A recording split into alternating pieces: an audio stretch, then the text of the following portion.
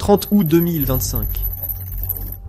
Quelque part près de la côte ukrainienne, 3 missiles décollent, l'un après l'autre, propulsés par des moteurs à propergol solides. Leur destination, une base militaire russe à des centaines de kilomètres de là, en Crimée occupée. Mais ceux-ci ne sont pas des missiles américains ou britanniques, comme ceux que l'Ukraine utilise habituellement. Ce sont des missiles fabriqués sur le territoire ukrainien par une entreprise ukrainienne. Et ce jour-là, il allait faire ses débuts. Sa première utilisation. Et tu veux savoir quel a été le résultat? Eh bien, regarde bien cette image satellite. Tu vois une photo de la base du service fédéral de sécurité, le successeur du KGB, près d'Armiansk en Crimée. Là, il y a 6 aéroglisseurs stationnés, ainsi que des logements militaires. L'infrastructure est intacte. Mais quelques instants plus tard, tout allait exploser. Les 6 aéroglisseurs ont tous été détruits. Les logements sont en ruine. Maintenant, considérez ceci. Chacun de ces aéroglisseurs vaut des millions de dollars. Et chaque missile tiré par l'Ukraine coûte une fraction de ce montant. Les mathématiques sont simples, mais le résultat est dévastateur. Mais au fait, quel est ce missile ?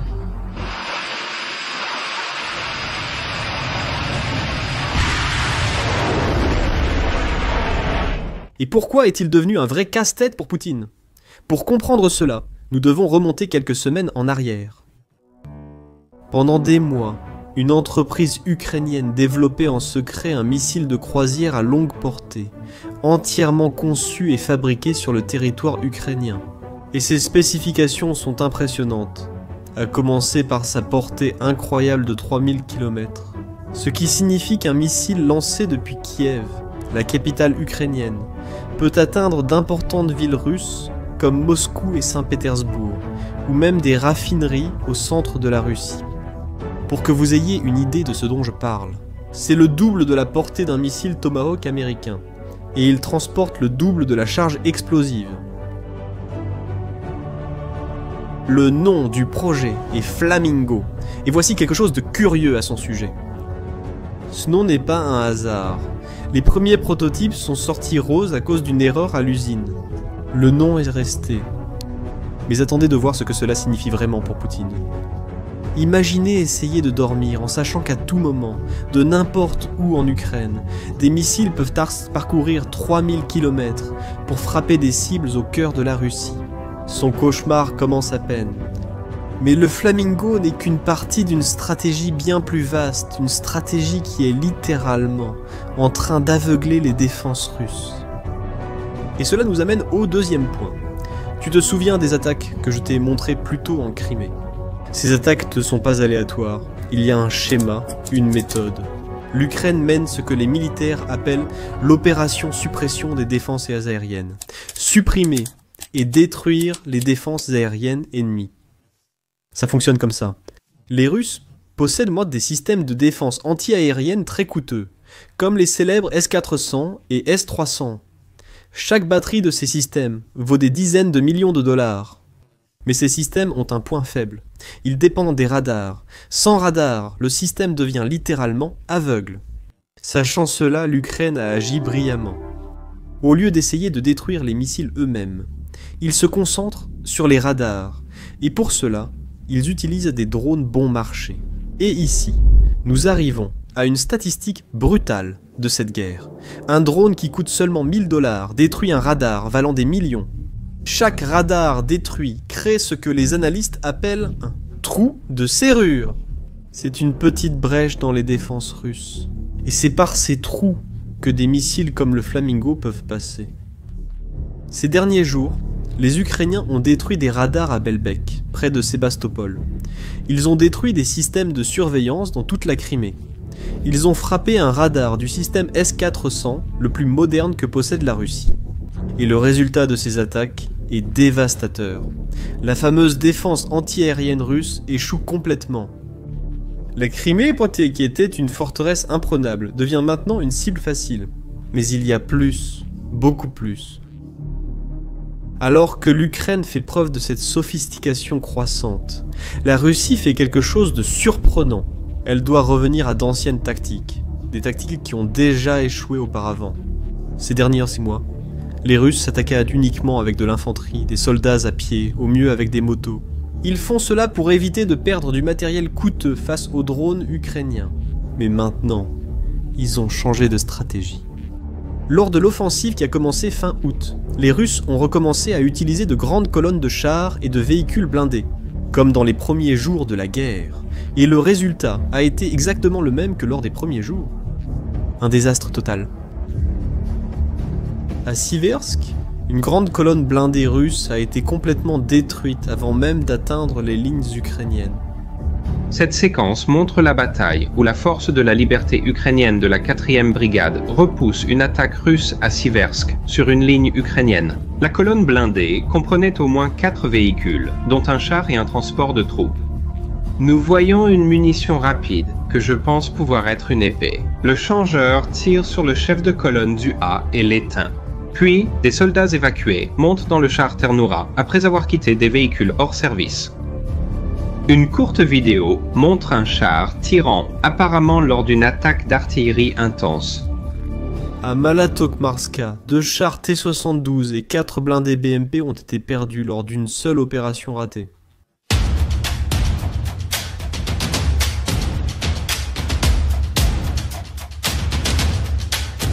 À Pokrovsk, c'est encore pire. On voit bien plus d'équipements détruits et dispersés au sol. Derrière toute cette destruction, il y a une unité qui symbolise parfaitement l'échec russe, la 155e brigade d'infanterie navale. Une unité qui pourrait très bien être d'élite. Sauf que, je dois le dire, l'histoire de cette unité est, pour le moins, déprimante. Ils ont été détruits à Tchernihiv puis reconstitués, pour ensuite être à nouveau détruits à Pavlivka. Mais ils ont persévéré, se sont reconstruits, et ont été presque anéantis à Vuldar. Et maintenant ils ont été envoyés à Pokrovsk pour être détruits par les Ukrainiens. Encore une fois, tu remarques le schéma. La Russie prend une unité qu'ils considèrent comme d'élite, la remplissent de recrues, mal entraînées, et l'envoient mourir en première ligne. Et ils répètent ce processus de nombreuses fois. Cette unité est devenue un symbole de tout ce qui ne va pas dans l'armée russe. Cela montre quelque chose de plus profond. La Russie perd ses meilleures troupes, ses formations les plus compétentes, et les remplace par des soldats sans expérience. C'est une dégradation militaire qui va durer toute une génération. Maintenant, parlons de quelque chose qui se passe loin des champs de bataille, mais qui pourrait être encore plus décisif pour l'avenir de cette guerre. Tu te souviens des raffineries dont j'ai parlé au début? Elles font partie d'une campagne ukrainienne systématique, une guerre économique qui est en train d'étouffer la machine de guerre russe. Jusqu'à présent, les Ukrainiens ont mis hors service 17% de la capacité de raffinage de la Russie. 17%. Cela peut ne pas sembler beaucoup, mais pensez-y de cette façon. C'est comme retirer une station-service sur 6 dans le pays. Résultat, des files d'attente interminables pour faire le plein en Russie. Même dans les territoires occupés, comme Luhansk, les gens font la queue pendant des heures pour obtenir du carburant. Les prix de l'essence ont atteint des niveaux historiques. Des raffineries comme Kirish, Ryazan, Volgograd, toutes hors service. La raffinerie de Kuibychev a été touchée dans une partie très importante, précisément dans la section qui transforme le pétrole brut en carburant. Quand cette partie s'arrête, la raffinerie s'arrête aussi. L'Ukraine utilise la propre stratégie de la Russie contre elle, attaquer les infrastructures civiles pour briser le moral et la capacité de guerre de l'ennemi. Mais avec une différence cruciale, l'Ukraine se concentre sur des cibles militaires et économiques, pas sur des hôpitaux ou des écoles. Et les chiffres montrent que cela fonctionne. Chaque raffinerie détruite signifie moins d'argent pour acheter des missiles, moins de carburant pour les chars, moins de ressources pour soutenir une guerre qui dure déjà depuis plus de 3 ans. Nous atteignons ici le moment le plus intéressant de l'histoire. Alors que Poutine fait face à cette pression militaire et économique croissante, il essaie de construire un nouvel ordre mondial. La semaine dernière, en Chine, il y a eu une grande réunion. Des dirigeants importants comme Xi Jinping, Poutine, Modi de l'Inde et Erdogan de la Turquie se sont réunis pour proposer une nouvelle gouvernance mondiale. Xi Jinping a parlé de remplacer l'Organisation des Nations Unies, de créer un système multipolaire et de mettre fin à l'hégémonie américaine. Mais réfléchissez bien. Regardez de près les chiffres réels de l'économie russe. Le déficit budgétaire russe a explosé. 5 000 milliards de roubles, soit 62 milliards de dollars. En seulement 7 mois de l'année. Ils ont déjà dépassé de 130% l'objectif fixé pour toute l'année. Les recettes du pétrole et du gaz ont chuté de 18%. En même temps, les dépenses militaires consomment 40% de tout le budget fédéral. C'est le pourcentage le plus élevé depuis la guerre froide. Et que dire du fonds souverain russe? Eh bien, ils ont déjà dépensé la moitié depuis 2022. Si cela continue à ce rythme, il sera épuisé en 2026. Alors, comment un pays incapable d'équilibrer son budget pourrait-il diriger un nouvel ordre mondial? C'est comme s'ils organisaient un gala, alors que la maison est en train de brûler. Certains disent que la Russie n'a pas encore accepté qu'elle n'est plus une puissance mondiale, et qu'au mieux, elle n'est qu'une puissance régionale. Comme vous pouvez le voir, la Russie mène une guerre qu'elle ne peut plus gagner économiquement. Chaque mois, le trou budgétaire grandit.